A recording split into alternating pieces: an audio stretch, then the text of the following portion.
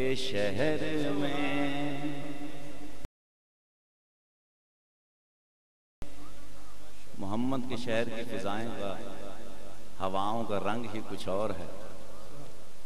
मैं आपके सामने ये पढ़ नहीं सकता इसलिए कि मेरे सामने मदीना है, मुझसे फिर बोला नहीं जाता क्योंकि मेरे सामने रहता है मदीना। हज के लिए इंशाल्लाह आप भी जाने वाले हैं और बहुत सारे लोग जाते हैं।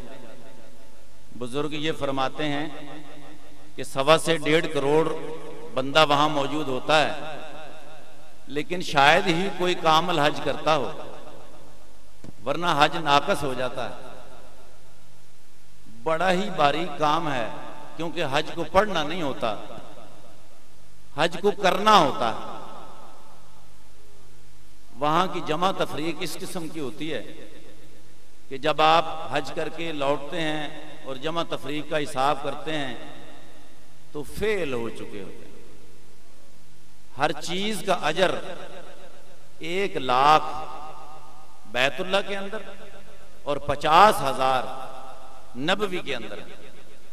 अगर कोई वहां एक नमाज पढ़ता है तो 1 लाख बैतुल्लाह में, नबवी में पढ़ेगा तो 50,000। तो ऐसा ना हो जाए कि 5 नमाजें पढ़ के 5 लाख तो हो जाएं, 6 चुगलियां करके 1 लाख का नुकसान हो जाए। एक गाली हो गई तो 1 लाख हो जाता है। एक बंदे को पानी पिलाया तो 1 लाख को पिलाया। एक हाजी की खिदमत की तो 1 लाख की। और कहीं ऐसा हो गया कि वहां जाकर पाकिस्तान में बैठे दोस्तों की कोई चुगली हो गई या मुनाफिकत हो गई या कोई बदमज़गी हो गई तो वो 1 लाख से तकसीम ज़रब हो जाएगी। बुजुर्ग फरमाते हैं कि नाकस मुसलमान वो है जो अपने दूसरे मुसलमान भाई को अपने से कमतर मुसलमान समझे। यानी खुद तो नमाजी हो, हाजी भी हो, ज़कात भी देता हो, सदकात भी करता हो, कुर्बानी भी करता हो, लेकिन साथ वाला हमसाया बेनमाजी हो और उससे बदसलूकी करे, नाकस मुसलमान हो गया। और कामल मुसलमान वो है जिसका अखलाक अच्छा हो मगर इखलास के साथ। ऐसा ना हो जाए कि बंदा आए और आप कहें सुभान अल्लाह भाई कहाँ थे, आंखें तरस गई तुम्हें देखने को, और वो उठ के जाए और कहे कि यार रोजी आज अंदर। अखलाक उसका अच्छा था मगर इखलास उसमें नहीं था। तो भाई हमें कामिल मुसलमान होकर वहां पहुंचना है।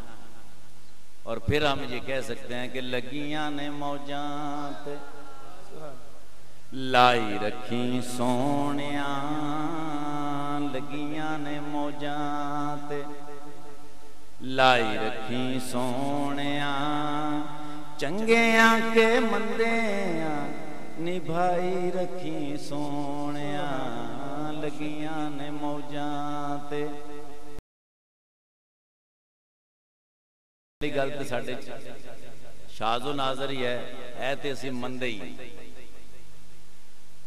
फजर की नमाज पढ़ने के बाद जब हम दुनिया में चले जाते हैं कितने झूठ बोलते हैं, कसमें खाते हैं। जोहर के बाद फिर हाजिर हो जाते हैं। हजरत आदम अलैहिस्सलाम से लेकर क़यामत तक आने वाली जो भी चीज इस कायनात के अंदर इजाद होगी वो इंसान के वजूद के अंदर से होगी, इससे बाहर नहीं हो सकती। अभी आप मोबाइल देखते हैं, ये लेटेस्ट सिस्टम है। मोबाइल के अंदर जब आप मेन्यू को दबाएंगे, कॉल रजिस्टर्ड, मैसेज, जितनी भी चीजें हैं उसको आप डिलीट नहीं कर सकते, लेकिन मिस कॉल को डिलीट कर लेंगे, मैसेज को डिलीट कर लेंगे। इसी तरह फजर की नमाज पढ़ने के बाद जोहर के दरमियान जितना भी वक्त है, जितने भी झूठ बोले होंगे, बेईमानी की होगी, जोहर की नमाज पढ़ेंगे तो डिलीट हो जाएंगे, वरना वो उसके अंदर रहेंगे, उसका हिसाब रहेगा। तो इसलिए भाई दोस्तों, अल्लाह पाक ने हमें तोहफा दे रखा है। अल्लाह पाक ने हमें बेशुमार इनायतें दी हैं। आप सरकार सल्लल्लाहु अलैहि वसल्लम से किसी ने बात की कि छोटे बच्चे, मासूम बच्चे जो इंतकाल कर जाते हैं माँ बाप को बड़ी तकलीफ होती है। आप सरकार सल्लल्लाहु अलैहि वसल्लम ने फरमाया कि जब माँ बाप पहुंचेंगे क़यामत में तो वो बच्चे उनकी शिफात के लिए हाजिर हो जाएंगे। तो उन्होंने कहा कि जिनके बच्चे इंतकाल नहीं कर गए, मासूम बच्चे बड़े हो गए, उनका क्या होगा? तो आप सरकार सल्लल्लाहु अलैहि वसल्लम फरमाने लगे कि मैं भी तो वहां मौजूद होऊंगा।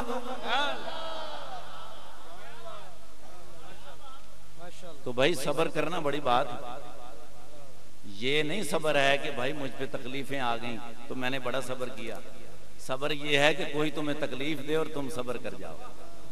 सब्र ये है, इन्नल्लाह मअस साबिरीन, उन सब्र वालों के साथ अल्लाह है। अभी रास्ते में चिन्योट के अंदर एक महफिल थी, मेरे नजदीक एक बंदा मुझे कह रहा था कि यार हाज दा कोई सस्ता जा पैकेज नहीं लग सकता। मैं कहा भाई अल्लाह से जैसा गुमान करोगे अल्लाह को वैसा ही पाओगे। अल्लाह ते कल्ला, ना कोई रिश्तेदार, ना कोई अगे ना पीछे। इन्नी दौलत कौन खाएगा? दरख्त, हाथी, बांदर, इंसान। इंसान के लिए सब रखा है, लेकिन उतना गुमान भी अल्लाह से करना पड़ेगा। अल्लाह से जैसा गुमान करोगे अल्लाह को वैसे ही पाओगे, ना उससे कम ना उससे ज्यादा। भाई अल्लाह यहां जो आप किराए के घर में रहते हैं, उस घर का किराया अल्लाह आपको देता है कि नहीं? अल्लाह अपने घर का नहीं देता।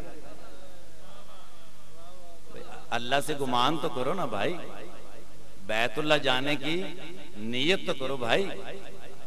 बैतुल्लाह को एक दफा आंख उठाकर देखना 500 साल की इबादत। यहां तो हम टीवी पे, कैलेंडर पे या इधर उधर तस्वीर देखते हैं तो कितना मजा सुकून आता है। तो जब आदमी वहां पहुंच जाता है, सामने बैतुल्लाह है, जल्ले जलालो, इतना जलाल, वहां जाके तो फिर ये बात ज़हन में आती है कि लगियां ने मौजां ते लाई रखी सोहणिया, लगियां ने मौजां ते लाई रखी सोहणिया, चंगियां के मंदियां निभाई रखी सोहणिया, लगियां ने मौजां ते। नबी दे गुलामां दा मैं अदना गुलामा, नबी दे गुलामां दा मैं अदना गुलामा, लोकी कहंदे खास मैं ते आमा तो मी आमा, बनिया गुलाम ते बनाई रखी सोहणिया, बनिया गुलाम ते बनाई रखी सोहणिया, चंगियां के मंदियां निभाई रखी सोहणिया, लगियां ने मौजां ते। साड़ियां मौजां ये लगियां ने कि असी जमदे ही मुसलमान, असी मुसलमान दे घर पैदा होए हैं। अल्लाह पाक ने साड़ियां मौजां लाइयां ने। सानू शुरू तो तरबियत है कि भाई नमाज पढ़नी है, रोज़ा रखना है, कुरान शरीफ पढ़ना है। अखबारां दे विच तुसीं बेशुमार इश्तिहार पढ़दे हो, माहिर अमलियात व तावीज़ात।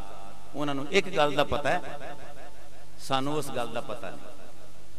कुरान पाक दे औज़ बिल्ला दी अलफ तो लैके वन्नास दी सीन तक जिन्ने अल्फाज ने, इन्हां नूं 10 नाल ज़रब दिओ ते इन्ने फरिश्ते अल्लाह पाक ने तुहाडी गुलामी च दिते हैं, इंसान दी गुलामी दे विच।